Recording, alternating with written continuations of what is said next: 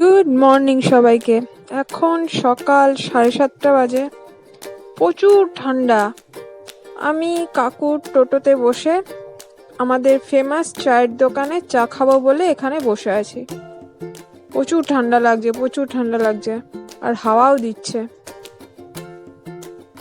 এখানে সবাইকে দেখে তোমরা বুঝতেই পারছো, সবাই সোয়েটার ঠান্ডার জামা কাপড় পরা। এই দাদাটা একটা দেশি মোরগ কিনেছে।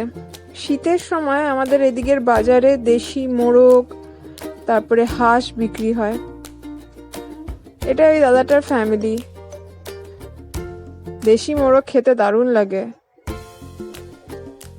আমরা একটু ঘুরতে বেরিয়েছি আজকে এই ঠান্ডার মধ্যে।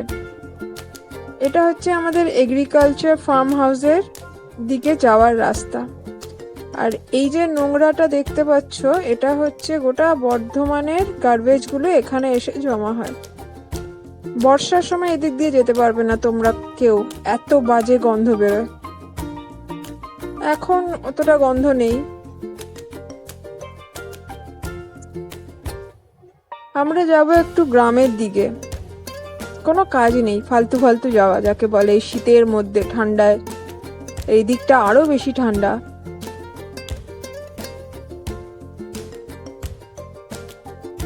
এটা বর্ধমান এগ্রিকালচার ডিপার্টমেন্টের একটা বিল্ডিং।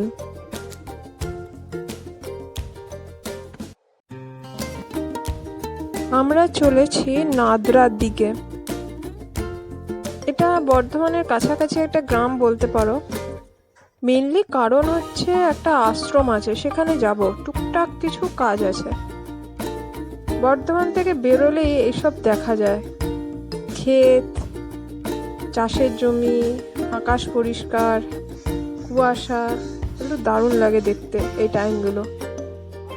মোষ রয়েছে কত এখানে দেখছি, মোষ, গরু, এগুলো তো দেখাই যায় না আমাদের বাড়ির কাছাকাছি, এদিকেই দেখা যায়। আর ঠান্ডাটাও ঠিক ততটাই বেশি এখানে, আমাদের বাড়ির থেকে তো অনেকটাই বেশি ঠান্ডা।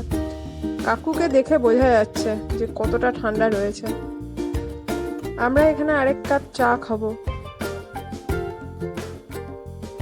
ঠান্ডা লাগছে তাই আরেক কাপ চা খেতে বসে গেছি এখানে। প্রচুর ঠান্ডা এদিকটা, আমাদের বাড়ির ওদিক থেকে এইটা যেহেতু গ্রামের সাইড, অনেক বেশি ঠান্ডা। আর বেশ গরম গরম চা খেতে দারুণ লাগছে। এই চাটা খেয়ে আমরা এবার বাড়ি ফেরার রাস্তা ধরবো। মাঝে মাঝে এরকম বেড়াতে বেশ ভালোই লাগে। চলে এসেছি বাড়িতে, রান্না করা স্টার্ট হয়ে গেছে আমার।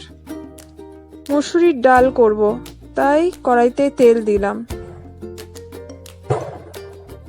এবার জিরে ফোড়ন দিচ্ছি। এবার দিচ্ছি রসুন, একটু পেঁয়াজ দিচ্ছি,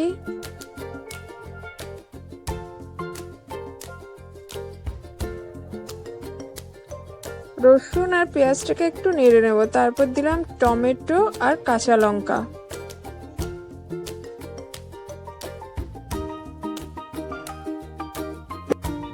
এবার সিদ্ধ করা মসুরির ডালটা দিলাম।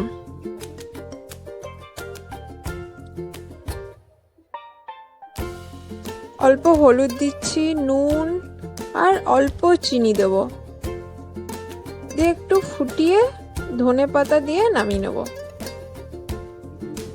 পনিরের তরকারি করব, তাই পনিরটাকে একটু ভেজে নেব।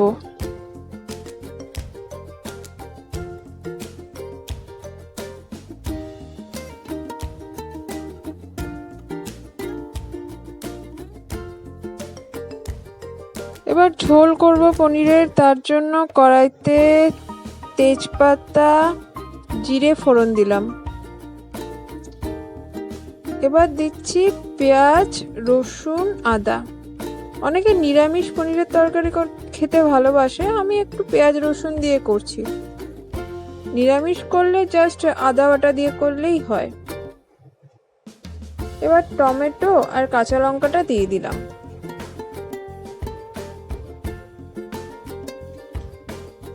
এবার আলুটা দিয়ে দেবো আর নুন দিলাম, আর ধীরে ধীরে সব মশলাগুলো দিয়ে দেবো, ধনে, লঙ্কা, হলুদ, জিরে।